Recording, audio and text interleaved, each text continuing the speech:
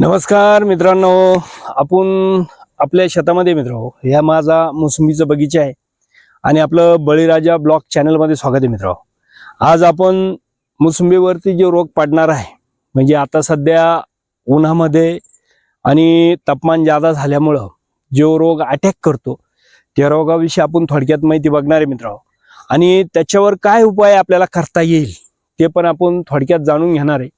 आता पहिली गोष्ट काय मित्रांनो की ह्या वर्षी समजा हा जो माल आहे हा अडकिन्या माल आहे मित्रांनो।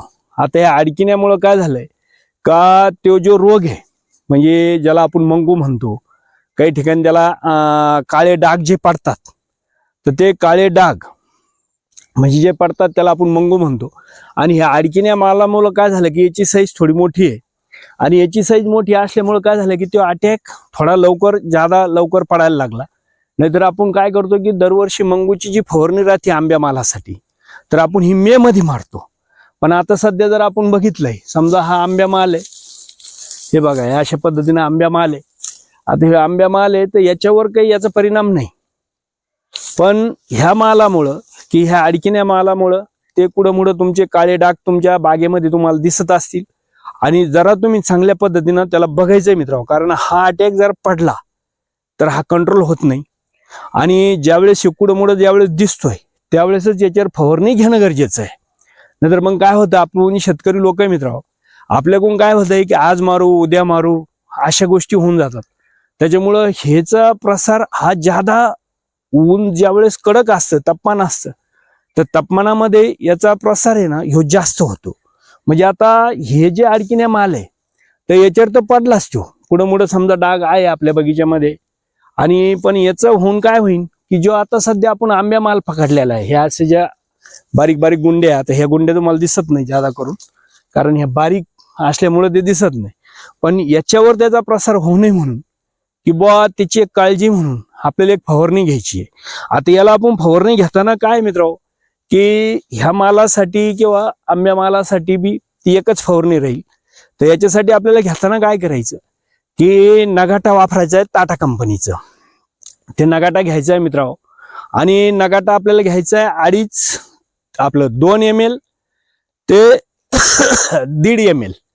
म्हणजे तुमचा रोग जर जादा असेल, जर जास्त तुम्हाला काळे डाग दिसत असतील आपल्या बगीच्यामध्ये, तर त्याला 2 ml पर्यंत घ्या, नाही तर कमी असलं तर 1.5 ml पर्यंत पण चालतंय।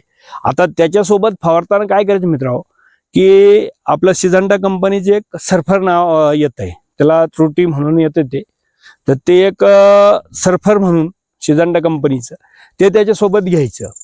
जर ते बी 2 ग्रॅमनं जर वापरला आपण पर लिटर, आणि 2 ग्रॅम ते 2 ml नगाटा किंवा 1.5 ml नगाटा, जसं रोग पाहून तुम्ही फवारू शकता। तर हे दोन्हीचं मिक्स करून फक्त फवारणी घेताना ही काळजी घ्यायची मित्रांनो की सध्या उन्हाळा आहे, आणि उन्हाळ्याच्या दिवसामध्ये तापमान जादा असल्यामुळे काय होतं की आपण ज्यावेळेस झाडावरती औषध फवारतो तर ते सूर्याचे किरण आहे का त्याला शोषून घेतात, म्हणजे झाडाला घेऊस तर ते शोषतात। त्याच्यामुळे काय करायचं की अशा टायमाला, जसं आता टाइम आहे अशा टायमाला आपण फवारू शकतो, किंवा सकाळी सकाळी आपल्याला त्याची फवारणी घ्यायची मित्रांनो। तर हे असं जर केलंय, आता एक फवारणी घ्यायची, परत मे मध्ये आपल्याला घ्यायची, कारण मे मध्ये हा रोग जास्त ऍक्टिव्ह होतो। तर मे मध्ये परत घेताना एक फवारणी परत डबल ती मारायची आपल्याला।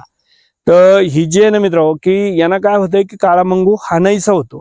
आणि मित्रांनो आपलं जे चॅनल आहे बळीराजा ब्लॉग, तर हे आपण शेतकऱ्याच्या प्रत्येक पिकाची माहिती आपल्या चॅनलवर तुम्हाला मिळत जाईल। आणि सगळ्यात महत्वाची म्हणजे मोसंबीची, तर मोसंबीविषयी तुमचे कोणते जर प्रश्न असले तुम्ही कमेंटमध्ये विचारू शकतात, आपण त्या प्रश्नाचं उत्तर दुसऱ्या व्हिडिओमध्ये देऊ, त्याला काही अडचण नाही। आणि जे काय तुम्हाला असेल रोगाच्या अडचणी असतील, तुमचे गळ असन, मिरग्या बाल कसा फोडायचा, आंब्या बाराचं नियोजन कसं करायचं, सगळं A to Z तुम्हाला ह्या चॅनलवरती आपल्या माहिती मिळत जाईल। फक्त तुम्ही कमेंट करायच्या प्रत्येक व्हिडिओमध्ये किंवा पुढच्या विषय एखाद्या विषय घ्यायचा की बाबा हा रोगामुळे आमच्याकडे जादा नुकसान होतंय, किंवा मोसंबीची गळ कशी रोखल्या जाईल, तर आपण सगळ्या उपाययोजना आपल्या चॅनलवर आपण व्हिडिओच्या माध्यमातून द्या जो मित्रांनो। तर व्हिडिओ आवडलाच मित्रांनो तर व्हिडिओला सबस्क्राईब करा, लाईक करा, आणि जास्तीत जास्त शेतकऱ्यापर्यंत आपला व्हिडिओ पोहोचला पाहिजे मित्रांनो। चला, जय जवान जय किसान जय महाराष्ट्र।